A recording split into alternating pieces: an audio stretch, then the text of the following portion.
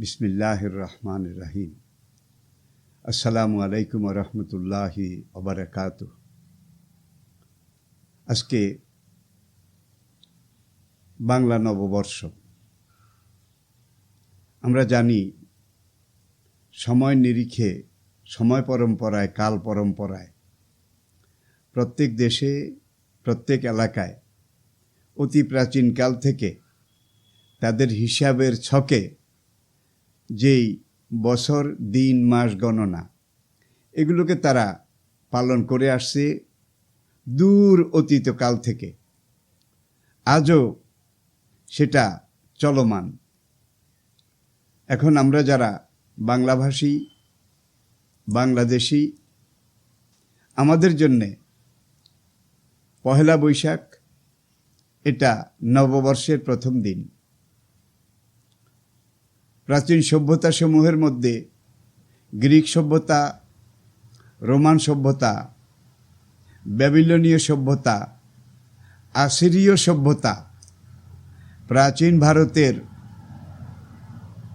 আর্য সভ্যতা, এই পর্যন্ত এসে আমরা দেখতে পাই প্রাচীন ইরান একটা সভ্যতা যেটা ইসলামেরও অনেক আগ থেকে পৃথিবীর বুকে সক্রিয় ছিল।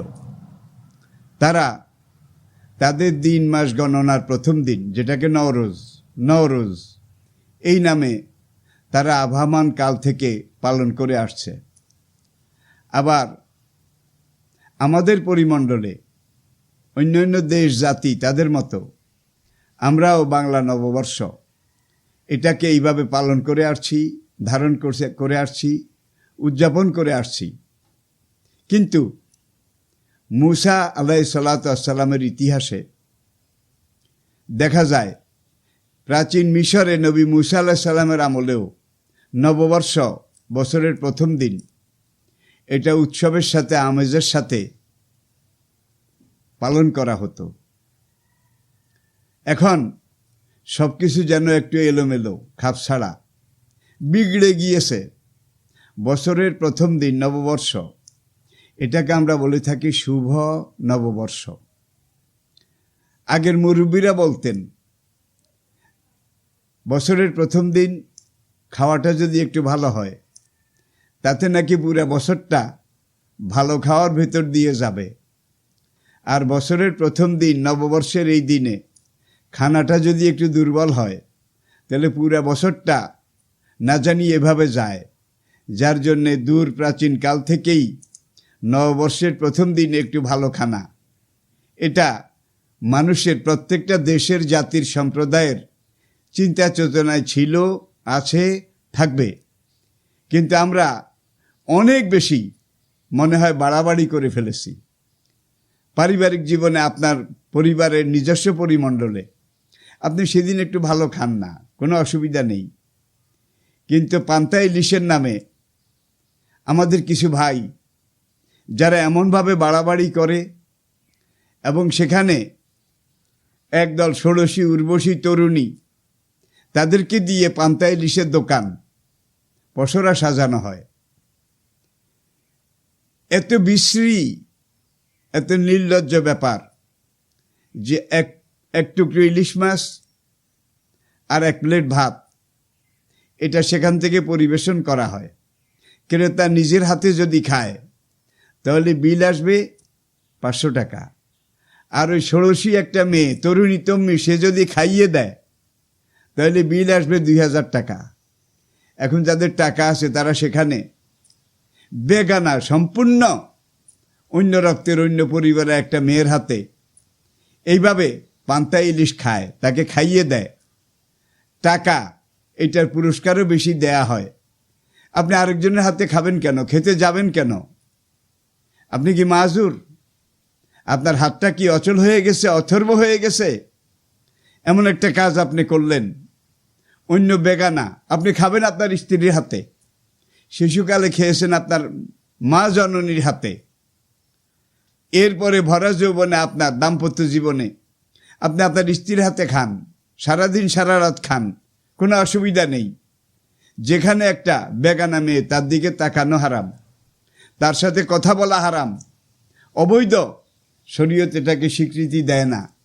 এই অবৈধ পন্থায় একটা মেয়ের সাথে হাসি তামাশা, সে খাওয়াই দেবে, খাইয়ে দেবে, আপনি খাবেন, তার সাথে আপনি এইভাবে রগড় করবেন, এইভাবে মিষ্টি কথায় কথা বলবেন। কোরআন বলছে নারীদেরকে, কোনো ভিন্ন পুরুষ যদি তোমার সাথে কথা বলতে আসে তখন তুমি ফালা তাখদানা বিল কাউলে, হাসি মুখে নরম কণ্ঠে তার সাথে কথা বলো না। যদি তার সাথে তুমি নরম বিনম্রভাবে হাসি মুখে কথা বলো, তাহলে যার ঈমান দুর্বল, তার মন মানসিকতায় তোমার ব্যাপারে আরেকটা দুর্বলতা সৃষ্টি হবে, তোমার থেকে সে কিছু পাওয়ার আশা করবে। এইভাবেই কিন্তু বেপরদিগি, ব্যভিচার এগুলো সমাজে ছড়িয়ে পড়ে। তাহলে এই পান্তা ইলিশ এটা সম্পূর্ণরূপে হারাম, এটি ইসলামে নাজায়েজ। এটা এমন একটা আমাদের জাতি ধর্ম, আমাদের ধর্মীয় বিশ্বাস, এটাকে আঘাত করার জন্যে পান্তা ইলিশ এটা কোনো সংস্কৃতিতে নাই, ইসলামের সংস্কৃতিতে তো নেই। সুতরাং এই পান্তা ইলিশের নামে বাজারে, গ্রামে গঞ্জে, হাটে, শহরে, ফুটপাতে এইভাবে পান্তা ইলিশের দোকান, সেখানে নিজে খাওয়া, খাইয়ে দেওয়া, এগুলো কত বড় একটা বিশ্রী ব্যাপার। এটা চিন্তা করার জন্য যাদের বিবেক আছে, যাদের চিন্তা শক্তি আছে, সেই ধরনের সুধী চিন্তাশীল জাতীয় জীবনের যারা ধারক বাহক ধারণ করেন, পরিচালনা করেন, তাদের আমি দৃষ্টি আকর্ষণ করছি। নববর্ষে আরেকটা জিনিস যেটা চরম পর্যায়ে গিয়ে উপনীত হয়েছে, সেটা হলো মুখোশ পরা। গত 1 মাস পর্যন্ত শুধু পত্রপত্রিকায়, নেটে, ইন্টারনেটে দেখতেছি মুখোশ তৈরির কাজে আমাদের একদল তরুণ তরুণী তারা ব্যস্ত। মুখোশগুলো কিসের বানানো হয়? বানরের, শূকরের, বাঘের, শিয়ালের, মহিষের, রাক্ষসের, দৈত্য দানবের। আপনাকে আল্লাহ যে চেহারা দিয়েছেন, এই চেহারাটা আল্লাহ পাকের অমীয় দান। প্রথম মানুষ আদম থেকে কিয়ামত পর্যন্ত আপনার এই চেহারার সাথে মিলে এমন আরেকটা চেহারা আল্লাহ সৃষ্টি করেননি, করছেন না, করবেন না। আপনার চেহারাটা আপনার জন্য এক্সট্রা অর্ডিনারি। এই চেহারাটা নিয়ে আপনি আল্লাহর শুকরগুজারি করুন, শুকরিয়া আদায় করুন।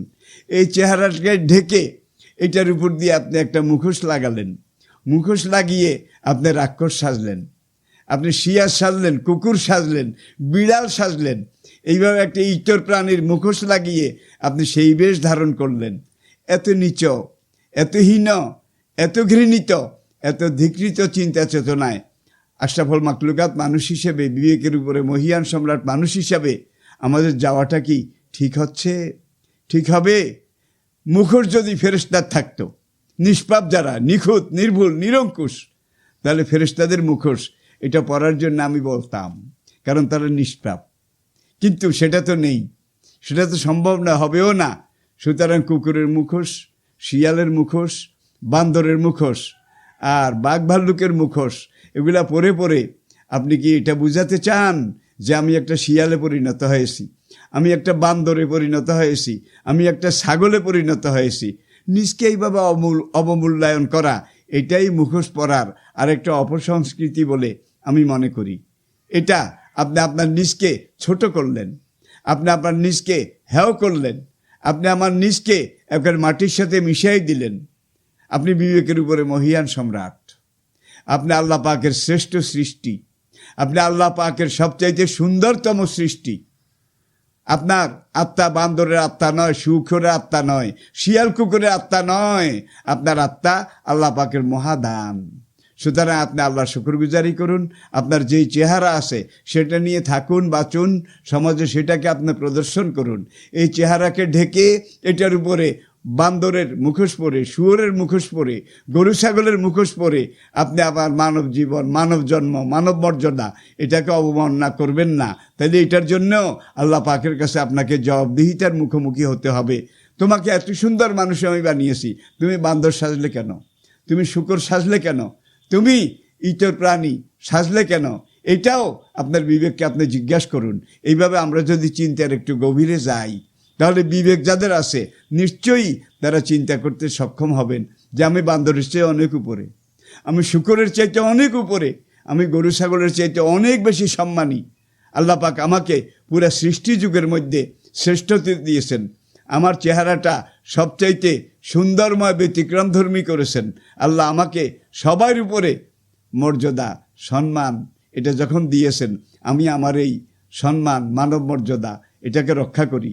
আল্লাহ পাকের দেওয়া এই সম্মান এটাকে আমি বান্দরের মুখোশ পরে, শূকরের মুখোশ পরে, আর নববর্ষের মিছিলের নামে সেখানে হৈ হৈ কাণ্ড, রই রই ব্যাপার, এই ধরনের ব্যাপার স্যাপার করে আমরা যেন আমাদের নিজদেরকে জাতির সামনে ছোট হিসাবে, হীন ক্ষীণ দুর্বল হিসাবে, ধিকৃত ঘৃণিত হিসাবে পেশ না করি। আল্লাহ পাক এই মহাসত্যগুলো অনুধাবন করার মতো, বোঝার মতো তৌফিক, মানসিকতা, সাহসিকতা, মন মনন আমাদেরকে দান করুন। আমিন।